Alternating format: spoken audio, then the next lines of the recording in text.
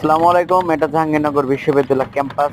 তো দেখেন কি কষ্ট করে পায়ে রিক্সা চালাইতেছে 2025 সাল। এরকম করে কষ্ট করে কেউ রিক্সা চালায় না। তারপরে জাহাঙ্গীরনগর ভার্সিটির ভিতরে যারা রিক্সা চালক আছে তারা এরকম করে পায়ে রিক্সা চালায়, তো প্রচুর পরিমাণ কষ্ট হয়।